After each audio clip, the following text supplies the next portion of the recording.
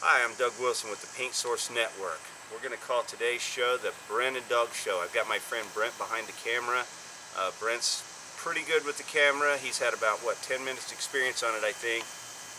But we want you to, be patient with our camera work. We've got some noise in the background. We're in a neighborhood, but we're on the job. And so this is Saturday morning in Lexington, Kentucky. We're doing a deck restoration, and I call it that. It's not just a restaining. When we have a deck that has a previous stain on it, and that stain has failed, the only thing you can do is remove that product. Now we're going to talk about deck care in general. We're going to talk about the numerous frustrations that almost every homeowner has on decks. Most people end up stripping most of what they put on decks. People make the wrong choices on their deck care products very commonly, and many times this decision is influenced by advertising they've seen, or a sale at a national chain, and some of the big boxes that are just really heavily millions of dollars to advertise. And it's funny, one of the deck stains that they sell at Home Depot, I think it's Bear Stain, we get 50 calls a year by homeowners frustrated that they have to strip the Bear Stain, yet Bear Stain is highly rated in Consumer Reports. If you Google, and this is part of your research and what I want to teach today, how do you choose the right deck stain? Google Bear Stain problems, you probably will not buy the Bear Stain. If you see some comments on it that where it works well, it does. Many times it can work well. We've got some fencing here that's in the shade. The Bear Stain would work fine on that. But for a deck surface, most decks get the angular sun, the deck's in a horizontal position. Some of these boards are already cupped on this deck, so it's going to hold water.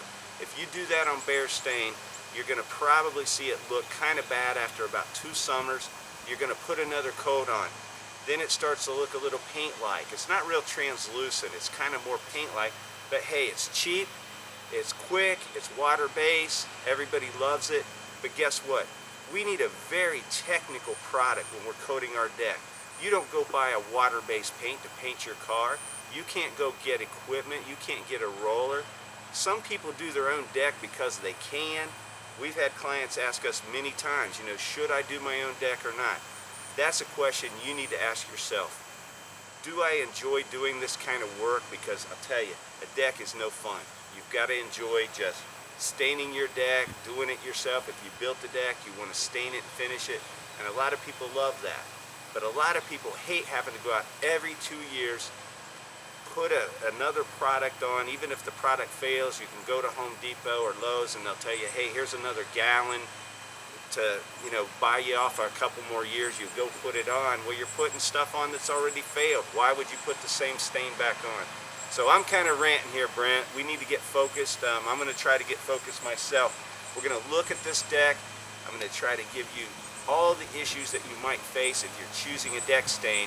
And then we're going to look at the specific tools and products that we're going to use going forward for this homeowner so he can have low cost and several years of good deck protection in a way that most products don't perform.